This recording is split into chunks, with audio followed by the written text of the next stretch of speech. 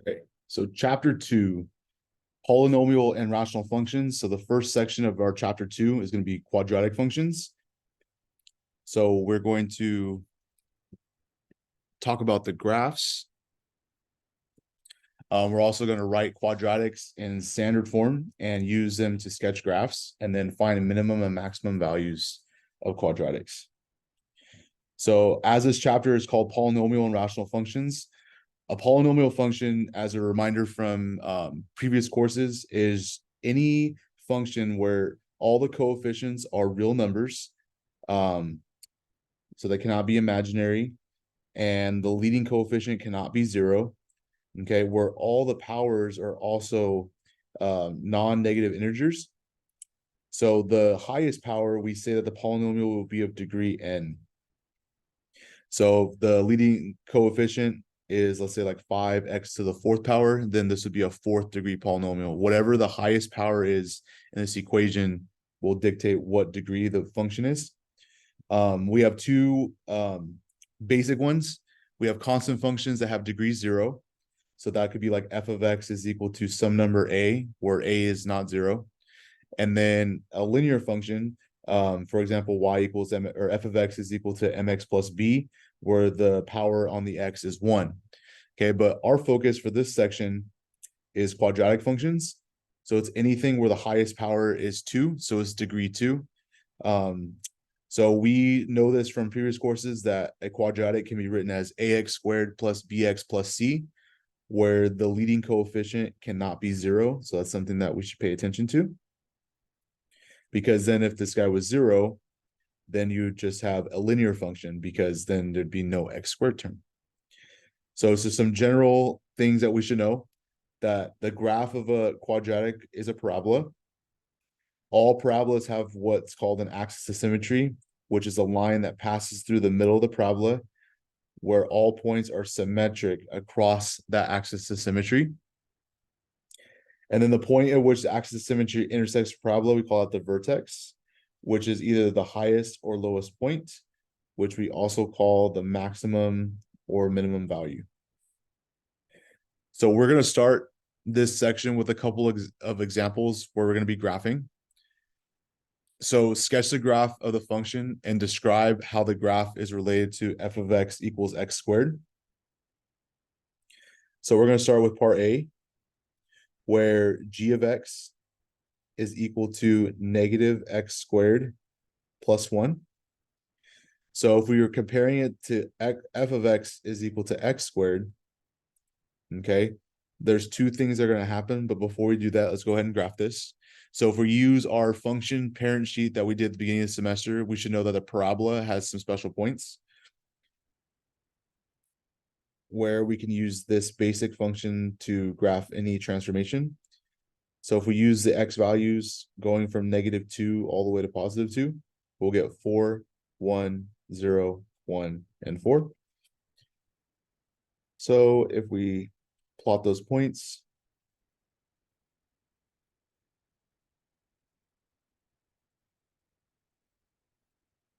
we'll get a quadratic that looks like this. So 10, 10, -10, oops,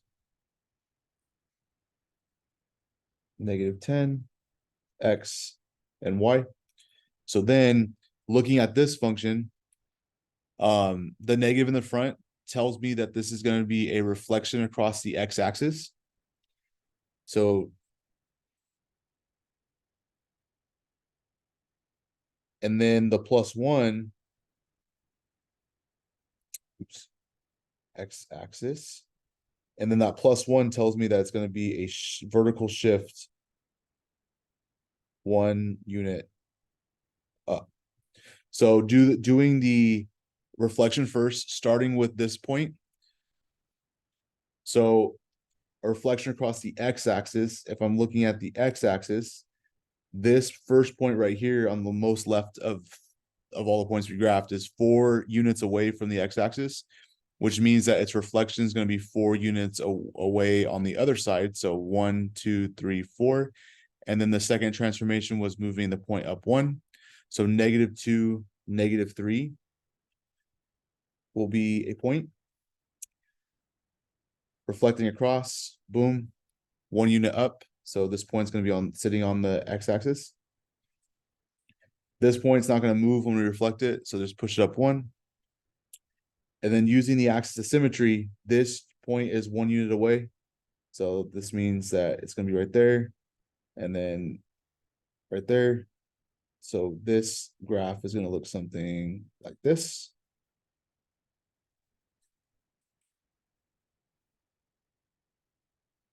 So this is our first one.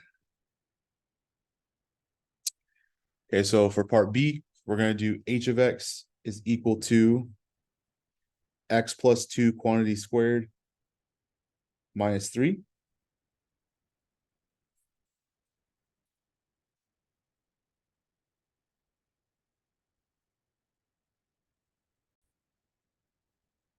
So let's start by graphing the parent function. So we're going to use the same table as we did before. So -2, 4, 1, 2, 3, 4, -1, 1, 0, 0, 1, 1, and 2, 4. So it should look something like this. And then I'm going to label my axes to give it a scale.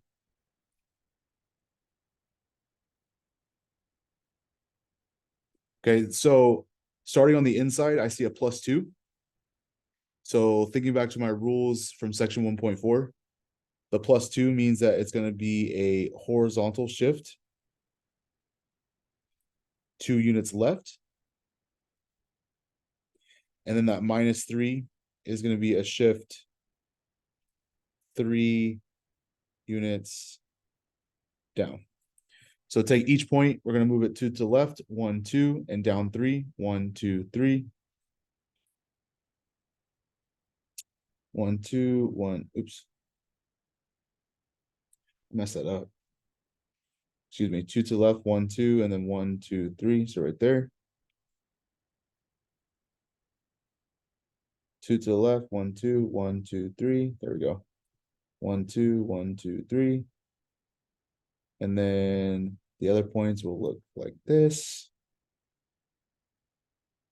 So this function looks like that. So this is going to be, excuse me, this is h of x. And this is all we have to do for this one. So pretty straightforward. Okay, so in our textbook, for whatever reason, they don't call this form the same name as we've learned in previous classes. So in our textbook, standard form is what we knew as vertex form back in math 1 and math 2. Or sorry, math 2 and math 3. So standard form is this equation. F of x is equal to a times x minus h squared plus k, where the leading coefficient a cannot be 0. We call this standard form in our class, and this form is important because it tells us that the vertex is h comma k. So what I've always told my students learning about quadratics is whatever's numbers on the inside, the vertex is going to have the opposite of whatever number this is. So the opposite sign. So opposite as is. Whatever numbers on the outside is the y coordinate of the vertex. Whatever numbers on the inside, you take the opposite sign of that, and that's the x coordinate of the vertex. The axis of symmetry is the line x equals h. Then when a is positive, the parabola opens up. When a is negative, the parabola will open down. So what we're going to do is we're going to take functions that are in like the general form for quadratic and rewrite it in standard form. So for part A, we're going to take x squared minus 4x minus 10 and rewrite it so that way we can identify the vertex. So in order to do this, the first thing you're going to do is you're kind of separate the a and the b term, because our goal is we want this to look like f of x is equal to a times x minus h squared plus k, where then the vertex will be the point h comma k. So we're going to do a process that you guys learned back in math 2, which is called completing the square. So the way to do this is you identify your b, So here, b is -4. Cut that number in half. So half of -4 is -2.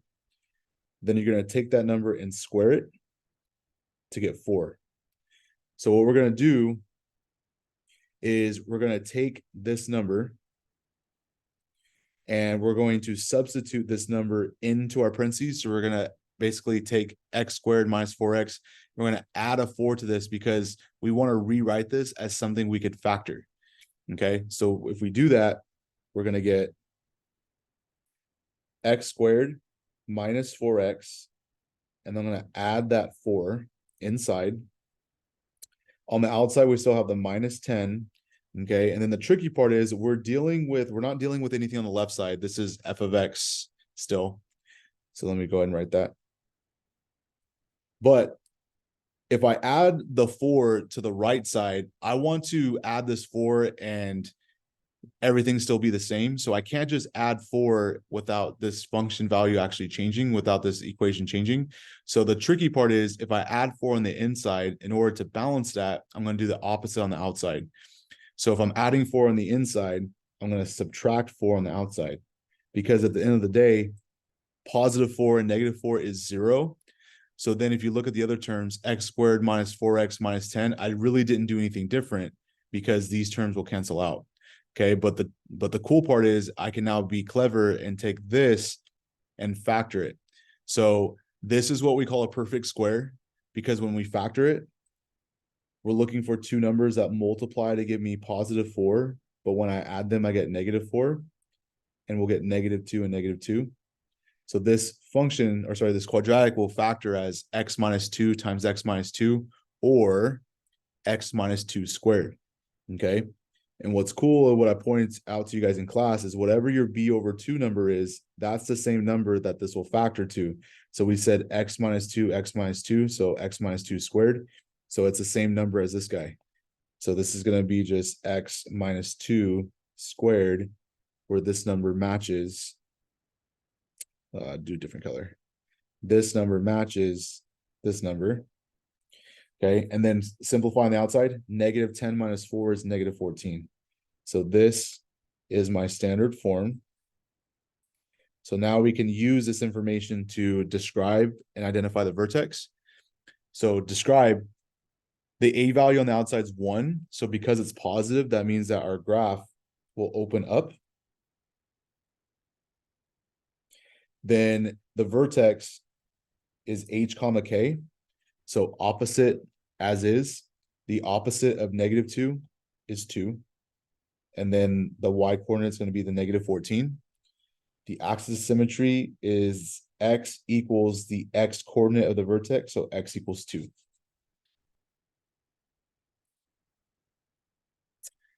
So for part B is a little bit different. So we're going to start the same. You're going to separate the A term and the B term from the C term. But if you notice, both these terms have a 2. So when you do this process, you don't want the A term to have a coefficient. So I noticed that I can factor a 2 out of both of these. So I'm going to do that first. So this is going to be 2 times x squared plus 4x and then plus 7. And then you're going to do the same process. So identify your b. So b is +4. Cut that in half. And then square it. And then I'm going to add this number to the inside of my parentheses. So this is going to be 2 times x squared plus 4x plus 4. And then on the outside, I still have the plus 7. Now, to balance this, instead of subtracting 4, because 4 and -4 are opposites, I have to really think about what I'm doing. There's a 2 on the outside here. So by adding the 4 on the inside, what I'm really doing to this side of the equation is I'm adding 8, because 2 times 4 is 8.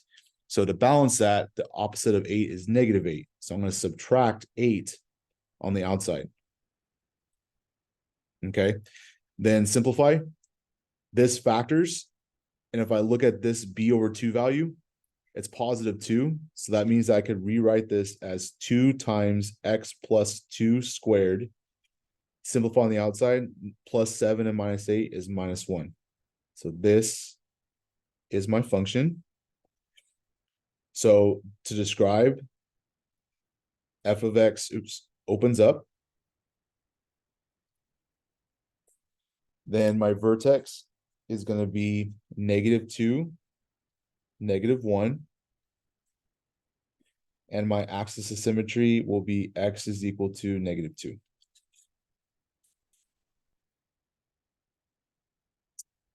Okay, next example.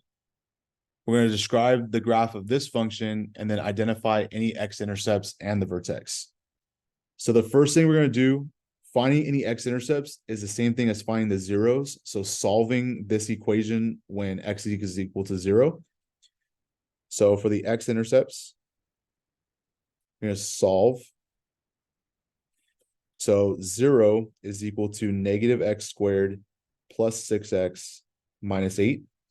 So what we want to do is, to solve this, the easiest way to do this is factor it. So we don't want the a value to be negative. So we're going to pull a negative out of everything to make it positive. So if I do that, I'll get x squared minus 6x plus 8. Then factoring this, I'm looking for two numbers to multiply to give me 8. But when I add them, I get -6. So my numbers are -4 and -2. Okay. This -1 can never be 0. So only these factors, we have to figure out what makes the inside of this 0 and the inside of this 0. So technically, you're solving each of these equations to find the zeros, which means that x is equal to 4 or x is equal to 2, which means that your x-intercepts are the coordinates 4, 0 and 2, 0.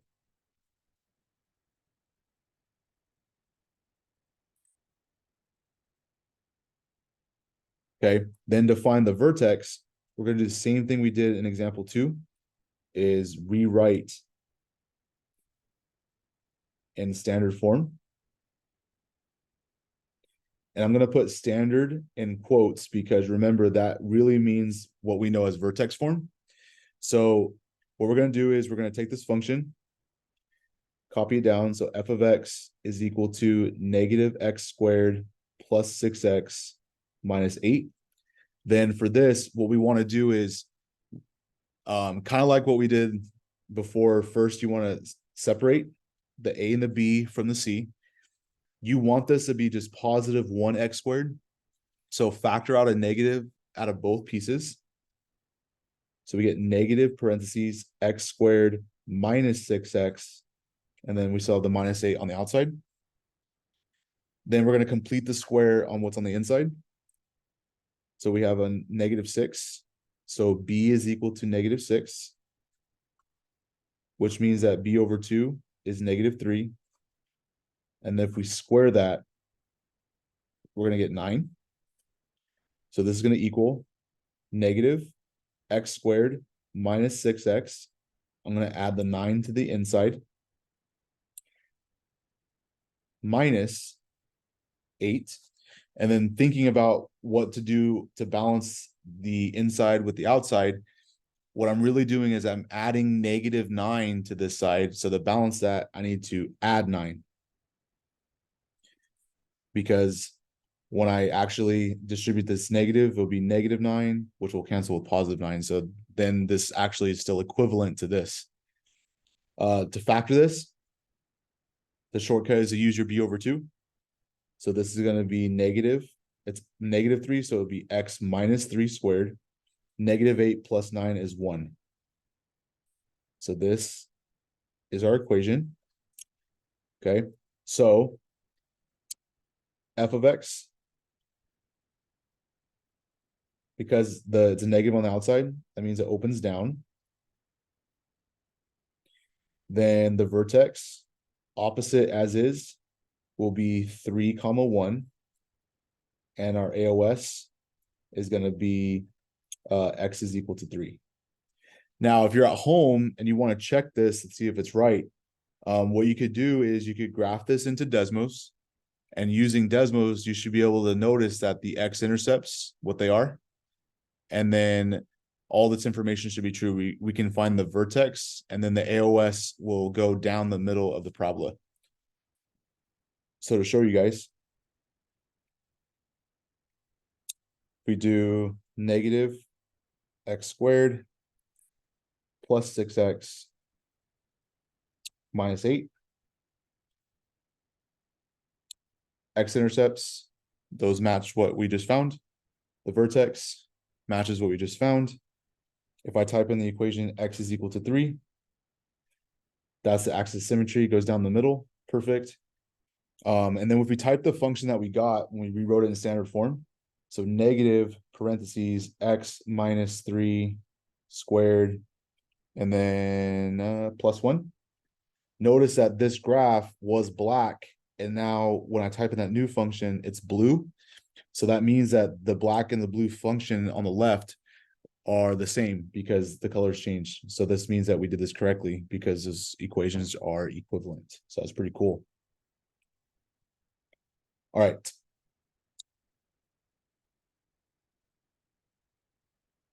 This example is very similar.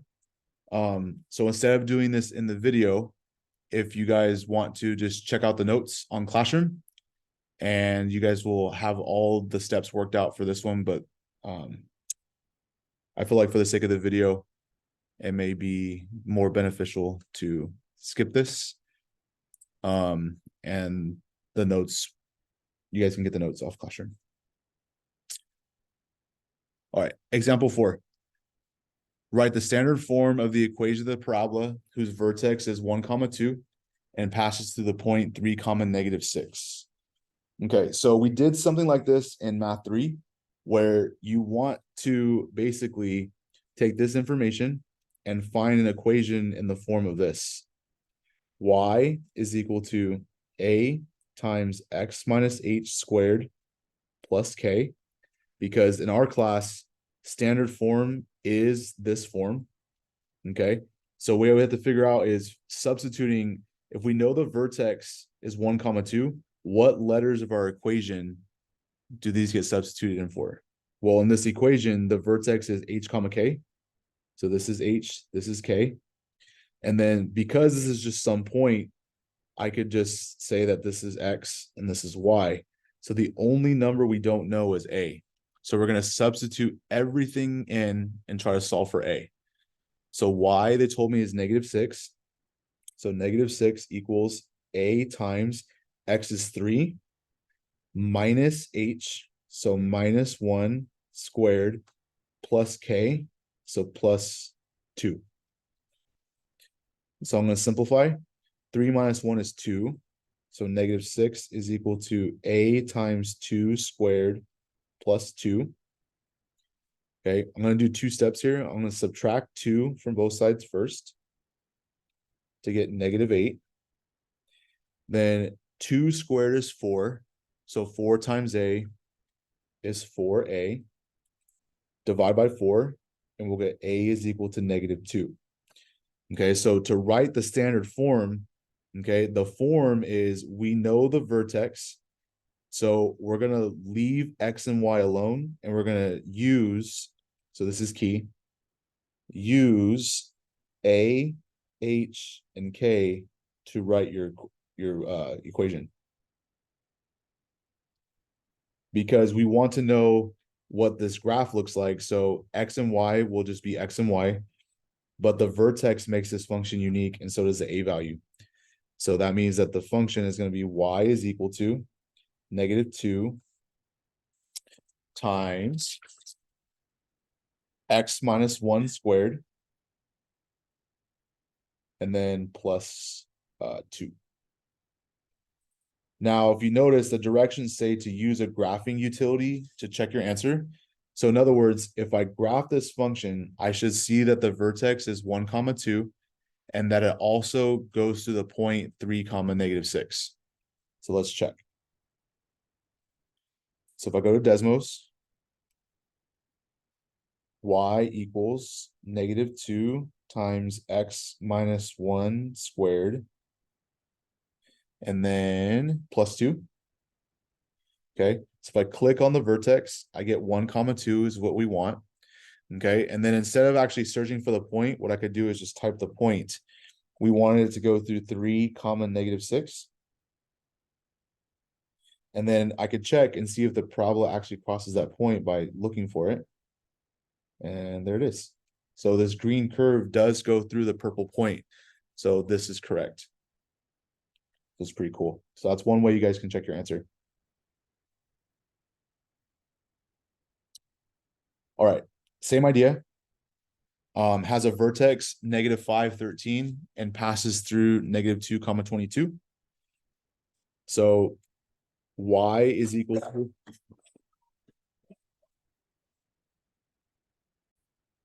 okay, sorry about the dog. Y is equal to a times x minus h squared plus k. So figuring out if this is the vertex, remember that that's h and k. This is just some random point, so we'll call this x and y. So the only thing we need to find is a. So y is 22 equals a times x is negative 2 minus h, so minus negative 5 squared plus k, so plus 13. So if I notice inside here, I have a minus minus, so this becomes plus. So I have 5 minus 2, which is 3.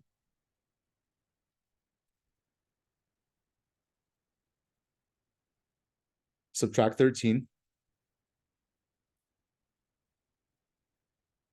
So we get 9 is equal to 3 squared is 9, so 9a.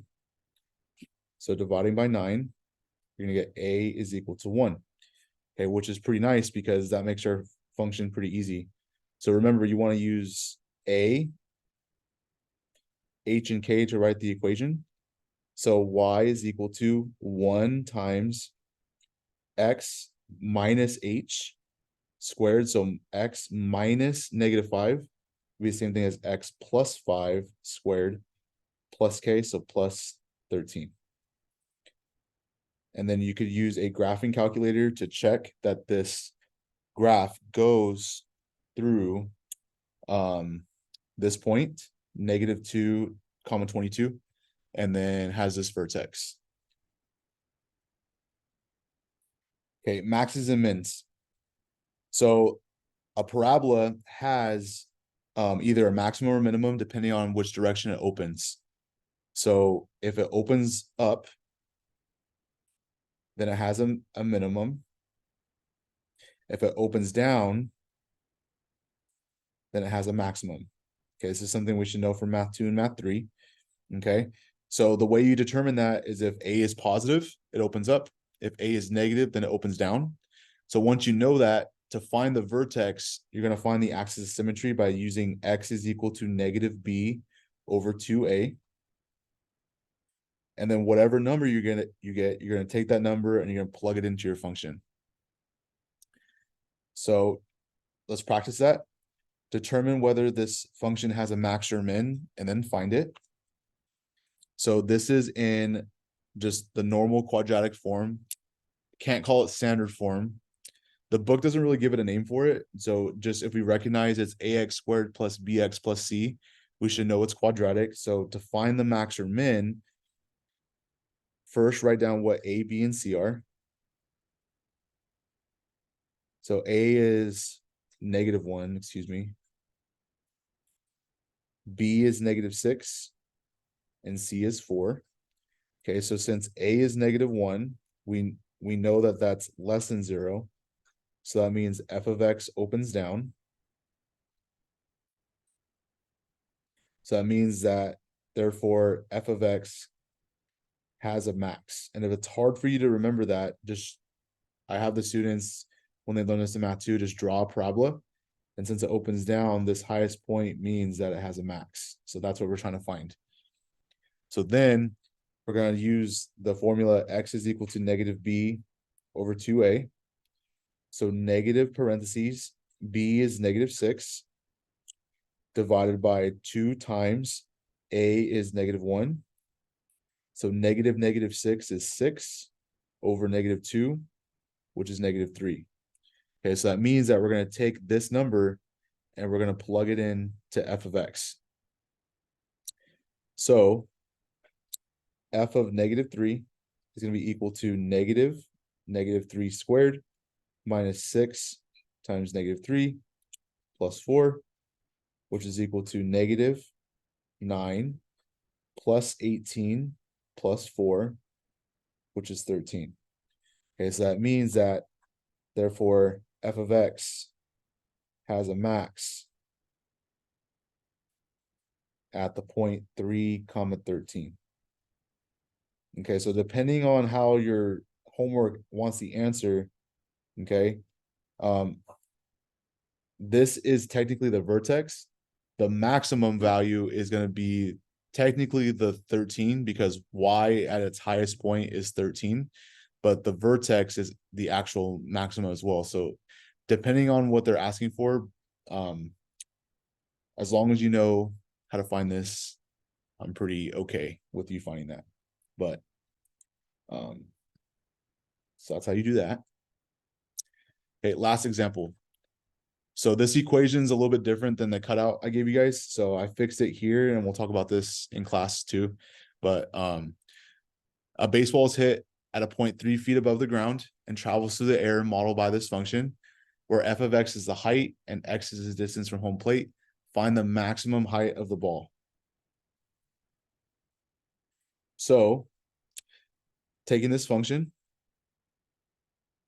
we know it opens down because it told us to find the max. So that's key.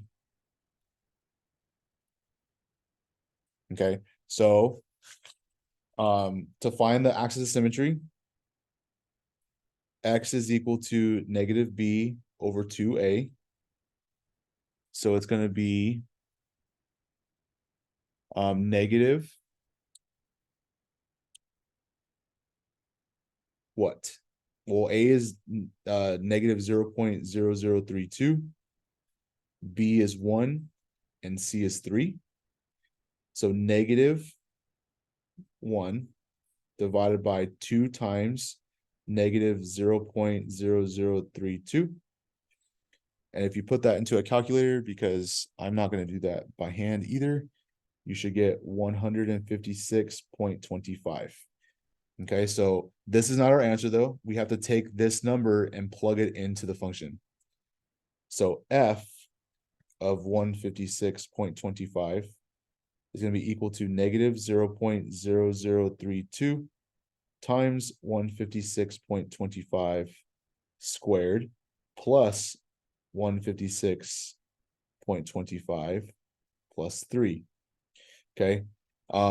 If you literally type this into your calculator exactly the way you see this, it should spit out the answer. So if you do that, you're going to get 81.125 feet. So this is the maximum height reached by the ball. So not too bad. So hopefully you guys enjoyed this section. Sorry for my dog, but I will see you guys later.